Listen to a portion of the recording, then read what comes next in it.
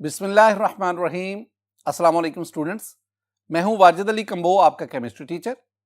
Student, chemistry second year chapter 12 और इस lecture में हम पढ़ रहे हैं nucleophilic addition reaction of carbonyl compounds, I mean aldehyde and ketone. तो आगाज करते हैं। माय डियर स्टूडेंट, हम ना एल्डिहाइड और कीटोन, जिन्हें हम कार्बोनिल कंपाउंड्स कहते हैं, हम इस चैप्टर में इनके 3 किस्म के रिएक्शन पढ़ेंगे। हम nucleophilic addition reactions of aldehyde and ketone पढ़ेंगे, हम उनके रिडक्शन रिएक्शंस पढ़ेंगे और फिर हम ऑक्सीडेशन रिएक्शंस पढ़ेंगे। तो पहले हम आगाज करते हैं nucleophilic addition reactions of carbonyl compounds, I mean aldehyde and ketone. Student, अगर मैं जनरली रिएक्शन लिखूं तो ये मेरे पास सबस्ट्रेट है, substrate, and this substrate is aldehyde और कीटोन। आप जानते हैं अगर इधर मैं हाइड्रोजन लगाऊं और इधर कोई अल्काइल या इराइल ग्रुप लगाऊं तो दिस वन इज एल्डिहाइड। लेकिन अगर मैं इधर और इधर दोनों तरफ कार्बोनिल कार्बन के दोनों तरफ अगर मैं अल्काइल या इराइल ग्रुप लूं तो फिर ये सबस्ट्रेट जो है it will be the ketone. अब ये भी जानते हैं कि ये कार्बन हाइड्रोजन के दरमियान ये जो इलेक्ट्रॉनिक चार्ज डेंसिटी है ये अनसिमेट्रिकल है, इक्वली डिस्ट्रीब्यूटेड नहीं है। ऑक्सीजन की इलेक्ट्रोनेगेटिविटी चूंकि कार्बन से ज्यादा है तो ये इलेक्ट्रॉनिक डेंसिटी ये ज्यादातर ऑक्सीजन की तरफ, और जिसकी वजह से ऑक्सीजन बियर्स पार्शियल नेगेटिव जबकि कार्बन जो है इट बियर्स पार्शियल पॉजिटिव। अब ये याद रखना कि ये जो कार्बन है, ये जो कार्बोनिल ग्रुप का ये जो कार्बन है, पॉजिटिव चार्ज रखने की वजह से this carbon is electrophilic carbon. ये बात याद रखनी है। कार्बोनिल ग्रुप में C double bond is called the carbonyl group. इस कार्बोनिल ग्रुप में ये कार्बन जिस पर पार्शियल पॉजिटिव चार्ज है, this carbon is called electrophilic carbon, electrophilic positive charge रखने वाली। ये आपके पास ना रिएजेंट है, रिएजेंट यानी वो सब्सटेंस जो कार्बोनिल कंपाउंड से रिएक्शन कर रहा है। इस रिएजेंट का ये वाला हिस्सा, this one is the nucleophile, और ये प्रोटॉन है, पॉजिटिव चार्ज रखने की वजह से it will be the electrophile. मैं बात बार बार आपको बता चुका हूं कि जहां पे पॉजिटिव चार्ज होगा वो इलेक्ट्रोफाइल और जहां पे नेगेटिव चार्ज होगा वो न्यूक्लियोफाइल। अब ना इसके पास इलेक्ट्रॉन पेयर है, इलेक्ट्रॉन है, it will be the nucleophile, and this hydrogen due to having the positive charge, partial positive charge, it will act as electrophile. अब होगा क्या, होगा ये कि ये जो न्यूक्लियोफाइल है ये कार्बोनिल कार्बन इसमें ऐड होगा और ये ऑक्सीजन और ये हाइड्रोजन आपस में बॉन्ड बना देगा, और यूं जो आपके पास प्रोडक्ट बनेगा वो इस तरह बना। ये कार्बन ने 2 बॉन्ड ऑलरेडी बनाए हुए हैं और अब ये न्यूक्लियोफाइल जाके इस इलेक्ट्रोफिलिक कार्बन के साथ बॉन्ड बनाएगा, और इधर आपके पास ये ऑक्सीजन, अब ये डबल बॉन्ड सिंगल बॉन्ड हो गया, ऑक्सीजन और साथ आपके ये हाइड्रोजन आ गया। This is the adduct, this one is the addition product, this one is addition product। my dear student, अब तक जो मैंने आपके साथ डिस्कशन की जरा उसको देखो। मैंने आपसे क्या कहा, मैंने कहा कि इस रिएक्शन में ये जो कार्बोनिल कंपाउंड के ये जो एडिशन रिएक्शंस हैं, इन रिएक्शंस में, in these reaction, the negative part of the reagent, ये रिएजेंट है, ये इसका पॉजिटिव पार्ट है और ये नेगेटिव पार्ट है। The negative part of the reagent combines with the electrophilic carbon of the carbonyl group. इसका मतलब है ये जो नेगेटिव पार्ट है, जो न्यूक्लियोफाइल है, ये कार्बोनिल ग्रुप इसका जो कार्बन है, this carbon is electrophilic carbon, positive charge रखने की वजह से। तो रिएजेंट का नेगेटिव पार्ट कार्बोनिल ग्रुप के इलेक्ट्रोफिलिक कार्बन उसमें ऐड होता है, whereas the positive part, ये पॉजिटिव पार्ट, रिएजेंट का positive part, it goes to the oxygen. ये किसके पास चला गया, ऑक्सीजन के पास। यानी अभी तक मैंने आपको ये वाली बात समझाई। अब एक नेक्स्ट बढ़ते हैं। Student, the nucleophilic addition reactions of carbonyl group are catalysed by bases और एसिड्स। इस पॉइंट को जरा समझना, बहुत इंपॉर्टेंट। आज की सारी डिस्कशन और आने वाला चैप्टर वो सारा का सारा इसी बात पे बेस करता है। अब जरा गौर से बात को सुनना है। अगर आप किसी कार्बोनिल कंपाउंड का, अल्डिहाइड और कीटोन का किसी रिएजेंट से रिएक्शन करवाते हैं, आप कोई कैटलिस्ट इस्तेमाल नहीं करते, स्टूडेंट, उस सूरत में यह रिएक्शन बहुत स्लो होगा और you will get a poor yield of product बहुत कम बनेगा। रिएक्शन भी स्लो और प्रोडक्ट भी कम बन रहा है, इसका मतलब है that reaction is not feasible. तो फिर हम क्या करते हैं, हम ना इस एडिशन रिएक्शंस या इसमें एसिड को ऐड करते हैं या बेस को ऐड करते हैं, यानी या ये एडिशन रिएक्शन जो है वो बेस कैटालाइज्ड होगा या एसिड कैटालाइज्ड होगा। वो जो बेस या एसिड कैटलिस्ट है वो ना सिर्फ रेट ऑफ रिएक्शन को बढ़ा देते हैं but they also give the better yield of product. अब अगली बड़ी इंपॉर्टेंट बात, एसिड कब ऐड करें, बेस कब ऐड करें। एसिड कैटलिस्ट क्या करेगा, बेस कैटलिस्ट क्या करेगा।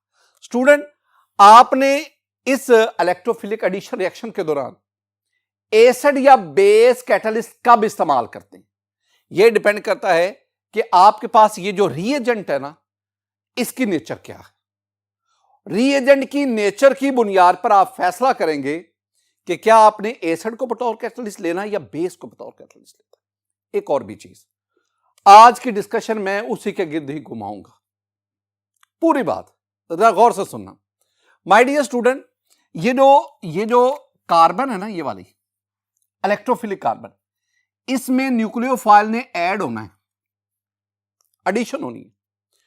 अब ना प्रॉब्लम क्या है, ये कार्बन ये वेरी स्ट्रॉन्ग इलेक्ट्रोफाइल नहीं है, ये वेरी स्ट्रॉन्ग इलेक्ट्रोफिलिक कार्बन नहीं है।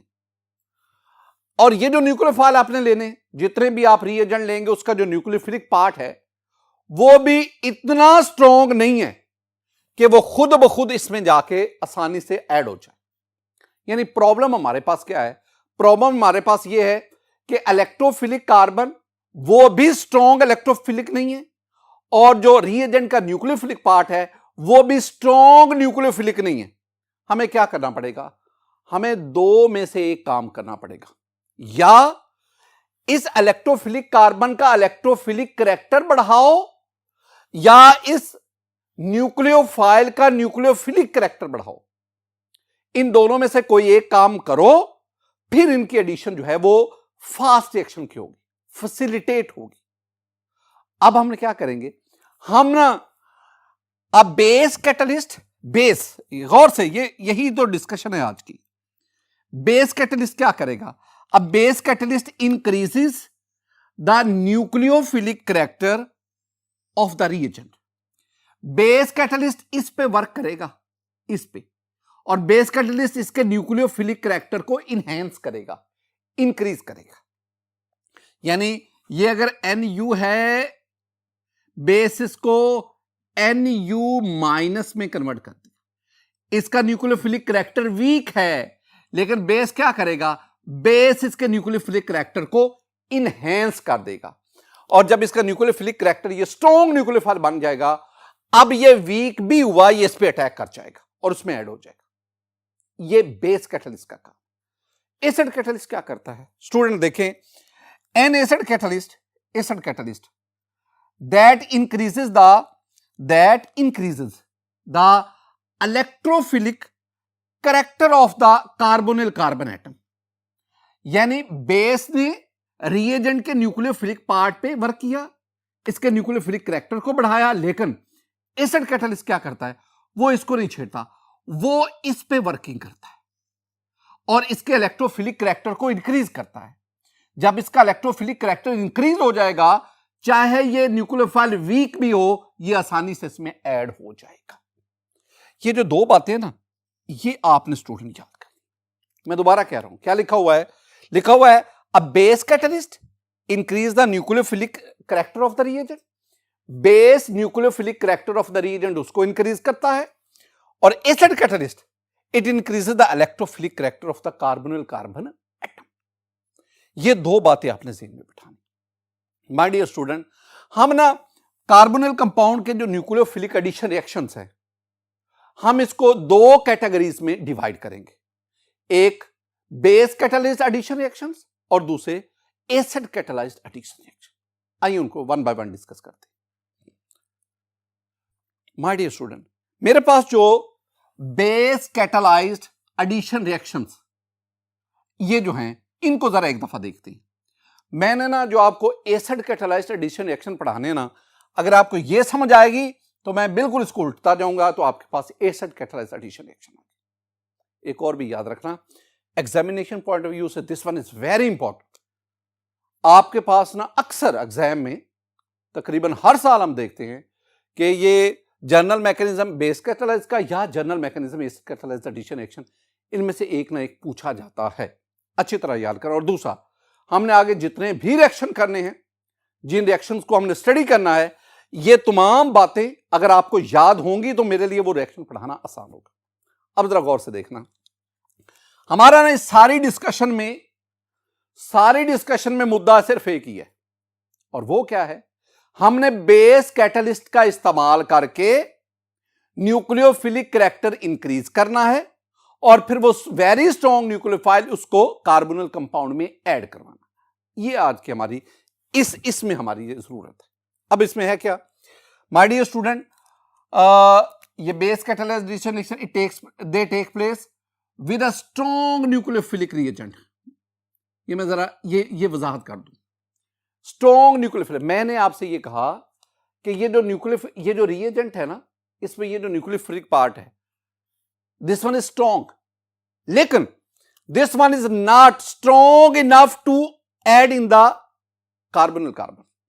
स्ट्रॉन्ग है लेकिन इतना स्ट्रॉन्ग नहीं है कि ये जाके कार्बोनिल कार्बन में ऐड हो सके। स्ट्रॉन्ग है, मैं जिस बात पे जोर दे रहा हूं ना, स्ट्रॉन्ग है लेकिन इतना स्ट्रॉन्ग नहीं है कि ये कार्बोनिल कार्बन में ऐड हो सके। तो फिर हम क्या करते हैं, हम करते हैं a base react with reagent. Base reagent के साथ रिएक्ट करेगी and generates the strong nucleophile. ये स्ट्रॉन्ग न्यूक्लियोफाइल है, but this one is not strong enough to add in the carbonyl carbon. उसमें ऐड नहीं, बेस को लिया, OH negative means base, this one is the base catalyst. अब ये क्या करेगा, वेरी सिंपल, ये यहां से प्रोटॉन ले लेगा।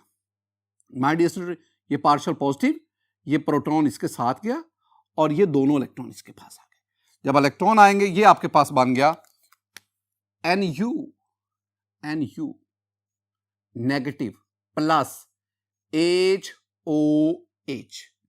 बेस ने प्रोटॉन एब्स्ट्रैक्ट किया, OH नेगेटिव किस में कन्वर्ट हो गया, वाटर में, और ये आपके पास है this one is very strong nucleophile, very strong nucleophile. और इस तरह स्टूडेंट, रिएजेंट में न्यूक्लियोफाइल का न्यूक्लियोफिलिक करैक्टर इनहैंस हो गया, इंक्रीज कर दिया। अब तो वेरी सिंपल, अब ये जो वेरी स्ट्रॉन्ग न्यूक्लियोफाइल है, अब ये क्या करेगा, ये इस पे अटैक करेगा, कार्बोनिल कार्बन पे। अटैक का मेरे मुराद है कि ये जाके इस कार्बन के साथ बॉन्ड बनाएगा। इस कार्बन ने ऑलरेडी 1 2 3 4 बाउंड बनाए हुए, ये न्यूक्लियोफाइल भी बॉन्ड बनाएगा, इस कार्बन के 5 बाउंड होंगे, तो कार्बन पेंटावेलेंट तो नहीं होता ना, इसलिए क्या होगा, जो ही ये न्यूक्लियोफाइल कार्बन से बॉन्ड बनाएगा, ये दोनों पाई इलेक्ट्रॉन इस ऑक्सीजन के पास जाएंगे।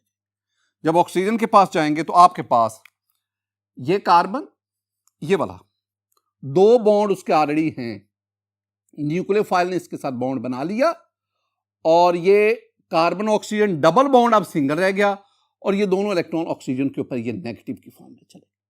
स्टूडेंट, अब ये तीसरा स्टेप क्या है, तीसरे स्टेप में आपके पास ये प्रोडक्ट, ये वाला इंटरमीडिएट आ गया। अब वो जो वाटर था, वाटर में ये जो प्रोटॉन है, ये ऑक्सीजन जो है, ये ऑक्सीजन वाटर में से प्रोटॉन एब्स्ट्रैक्ट करेगा, ये दोनों इलेक्ट्रॉन इसके पास चले गए, और आपके पास NU कार्बन, ये दरमियान वाला कार्बन, 2 बॉन्ड, इधर आ गया न्यूक्लियोफाइल जो आपने ऐड करवाया, और इधर आ गया आपके पास O, और O के साथ अब क्या आ गया, H, ये आपके पास है, प्लस OH नेगेटिव। अब एक स्टूडेंट क्वेश्चन करता है, वो कहता है सर ये जो आपके पास रिएजेंट था, इसमें ये न्यूक्लियोफाइल था, ये इलेक्ट्रोफाइल था, आपने यहां पे न्यूक्लियोफाइल को ऐड करवा दिया, यहां पे आपके पास इलेक्ट्रोफाइल ऐड हो गया, तो न्यूक्लियोफाइल भी ऐड हो गया, इलेक्ट्रोफाइल भी ऐड हो गया, दोनों तो ऐड हो गए कार्बोनिल कार्बन में, कार्बोनिल ग्रुप पे।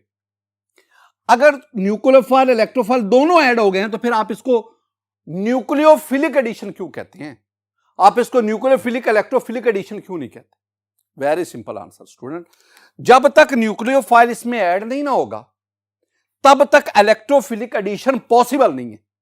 मैं आपको समझाने के लिए कह देता हूं, the addition of electrophile is facilitated by addition of nucleophile.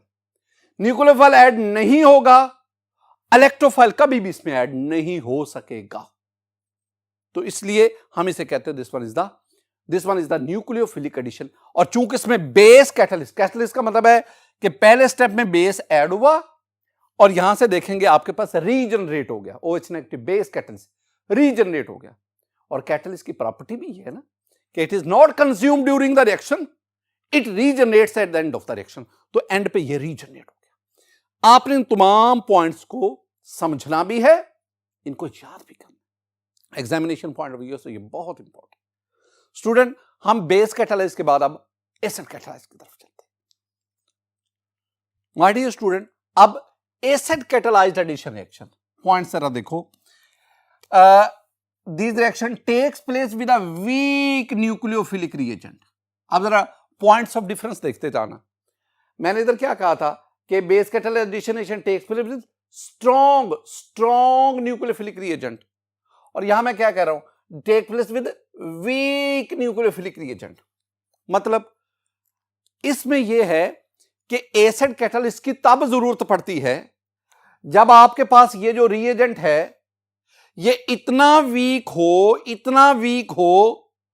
कि बेस कैटालिस्ट भी इसके न्यूक्लियोफिलिक करैक्टर को बढ़ा ना सके। हम बेस कैटालिस्ट का काम क्या था, वो इसके न्यूक्लियोफिलिक करैक्टर को बढ़ा देता है। अब ये न्यूक्लियोफाइल वेरी स्ट्रॉन्ग और ये आसानी से इलेक्ट्रोफिलिक कार्बन में ऐड हो जाता है। लेकिन अगर ये रिएजेंट वीक हो तो बेस इसका न्यूक्लियोफिलिक करैक्टर बढ़ाए, लेकिन इसके बावजूद ये मजीद इलेक्ट्रोफिलिक कार्बन में ऐड ना हो सके, तो फिर हम क्या करें, हम फिर स्टूडेंट इस पे वर्किंग ही नहीं करते। हम फिर क्या करेंगे, द प्रोटॉन, कौन सा proton, that is liberated by the acid that combines with the carbonyl oxygen atom and increases the electrophilic character of the carbonyl. Very important. जरा सुनना, मैंने क्या कहा, मैकेनिज्म में समझाता हूं आपको। माय डियर स्टूडेंट, ये क्या है आपके पास, this one is the proton. कहां से आया, ये हमें एसिड ने दिया, लिबरेटेड बाय द एसिड। अब क्या करेगा ये ना, ये combines with the carbonyl oxygen, carbonyl group, this one is carbonyl carbon, this one is carbon oxygen. तो ये प्रोटॉन इस कार्बोनिल ऑक्सीजन के साथ कंबाइन होगा। ये ऑक्सीजन अपने इसके साथ लोन पेयर के साथ इसके साथ बॉन्ड बनाएगा। देखो क्या बनेगा मेरे पास, कार्बन ये वाला, दो बॉन्ड शो कर दो, डबल बॉन्ड ऑक्सीजन, और ये आपके पास प्रोटॉन ऐड हो गया। ऑक्सीजन ने यहां दो बॉन्ड बनाए हुए हैं, यहां कितने बॉन्ड हो गए, 3। इसकी वजह से इस पे क्या आ गया, पॉजिटिव चार्ज आ गया, ये पॉजिटिव चार्ज। अभी ना इस स्टेप में मैंने सिर्फ इतना हिस्सा किया है, मैंने प्रोटॉन को कार्बोनिल ऑक्सीजन में ऐड करवाया है, प्रोटॉन को कार्बोनिल ऑक्सीजन में ऐड करवाया, ये ऐड हो गया। अब देखो, अब इस ऑक्सीजन पे पॉजिटिव चार्ज है, ऑक्सीजन इलेक्ट्रोनेगेटिव है, फ्लोरीन के बाद सबसे ज्यादा इलेक्ट्रोनेगेटिविटी ऑक्सीजन की है, और जो हाईली इलेक्ट्रोनेगेटिव एटम है वो कैसे पॉजिटिव चार्ज बियर कर सकता है। ऑक्सीजन के बदले मुकाबले में कार्बन लेस इलेक्ट्रोनेगेटिव है, ऑक्सीजन की इलेक्ट्रोनेगेटिविटी 3.5, कार्बन की 2.5। इसका मतलब है ऑक्सीजन की इलेक्ट्रोनेगेटिविटी कार्बन से ज्यादा है। जिसकी इलेक्ट्रोनेगेटिविटी ज्यादा होगी वो अपने ऊपर पॉजिटिव चार्ज नहीं लाएगा, वो अपने ऊपर नेगेटिव चार्ज वो लाना। अब क्या होगा फिर ये होगा कि ऑक्सीजन इन दोनों इलेक्ट्रॉन को, ये जो इलेक्ट्रॉन लोन पेयर है, सॉरी पाई इलेक्ट्रॉन्स है, ये इसके पास चले गए। ये एक तो ऑक्सीजन का अपना इलेक्ट्रॉन था, दूसरा किसका इलेक्ट्रॉन था, दूसरा कार्बन का था।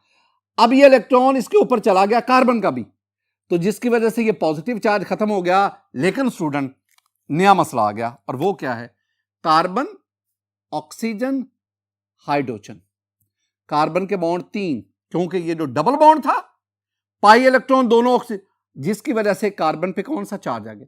Positive charge. जरा गौर देखिएगा, यहां तक अगर आप दो स्टेप्स देखेंगे ना, यह था कार्बोनिल ग्रुप, इसमें कार्बन पर पार्शियल पॉजिटिव, जुजवी पार्शियल पॉजिटिव, और ये जो आपके पास आया इसमें कार्बन पर फुल पॉजिटिव, पार्शियल से फुल पॉजिटिव। यानी अगर कार्बन पर पार्शियल पॉजिटिव होगा तो carbon show comparatively weak electrophilic character, लेकिन जब कार्बन पर फुल पॉजिटिव चार्ज आ गया, now carbon show very strong electrophilic character. Carbon का वीक से स्ट्रॉन्ग इलेक्ट्रोफिलिक कैरेक्टर किसकी बदौलत हुआ? इस प्रोटॉन की वजह से। यानी इसमें प्रोटॉन ने कार्बन के इलेक्ट्रोफिलिक कैरेक्टर को इंक्रीज कर दिया। देखो अब सेंटेंस देखो, द प्रोटॉन, ये वाला लिबरेटेड बाय एसिड, जो एसिड ने हमें दिया, combines with the carbonyl oxygen atom, ये कार्बोनिल ऑक्सीजन एटम से कंबाइन हुआ, and increases the electrophilic character of the carbon, और इसकी वजह से ऐड होने के बाद ये वाला कार्बन का electrophilic character of carbonyl carbon increase कर दिया। अब this carbon bear the positive charge, it is very strong, it has very strong electrophilic character. अब ये न्यूक्लियोफाइल वीक भी होगा ना, वीक भी होगा, वेरी वीक भी होगा, फिर भी ये इसमें ऐड हो जाएगा। जब ये ऐड होगा, ऐड से मुराद इसके साथ बॉन्ड बनाएगा स्टूडेंट, तो मेरे पास कार्बन के पास ये दो बॉन्ड तो पहले है ना, ये वाला और ये वाला, न्यूक्लियोफाइल ने भी बॉन्ड बना लिया, NU ने, और साथ आपके पास OH आ गया।